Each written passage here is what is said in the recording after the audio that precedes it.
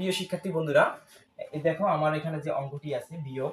এখানে আমাদের বিয়োগের যে তিনটি অংশ, প্রথমে হচ্ছে বিয়োজন, তারপর হচ্ছে বিয়োজ্য, ইকুয়াল হচ্ছে বিয়োগফল। ঠিক আছে, তো এই অঙ্কের মধ্যে আমাদের বিয়োজনটা নেই, বিয়োজনটা আমাদের ফাঁকা রেখেছে, তারপর বিয়োজ্য এবং হচ্ছে বিয়োগফল দিয়েছে।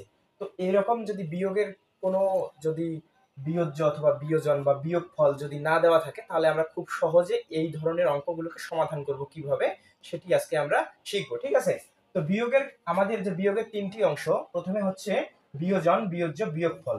তাহলে এই যে তিনটে সূত্র আমাদের আছে, এই সূত্রের মাধ্যমে আমরা খুব সহজেই আমরা এই বিয়োগটাকে কি করব, সমাধান করব। ঠিক আছে, তো আমাদের এখানে নাই কি বিয়োজন। ঠিক আছে, এই যে বিয়োজনটা, এই যে দেখো, তাহলে বিয়োজন আমরা কিভাবে বের করব, বিয়োজ্য থেকে বিয়োগফল কি করব, আমরা যোগ করব।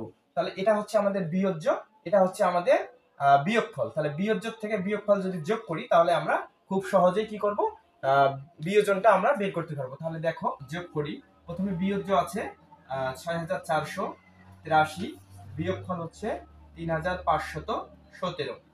তাহলে যদি যোগ করি, তাহলে এখানে ১০,০০০, তাহলে একক, দশক, শতক, হাজার, অযুত। ঠিক আছে, এই ১০,০০০টা হচ্ছে আমাদের বিয়োজন। আশা করি তোমরা খুব সহজে আজকের এই অঙ্কটি তোমরা বুঝতে পেরেছো। ঠিক আছে।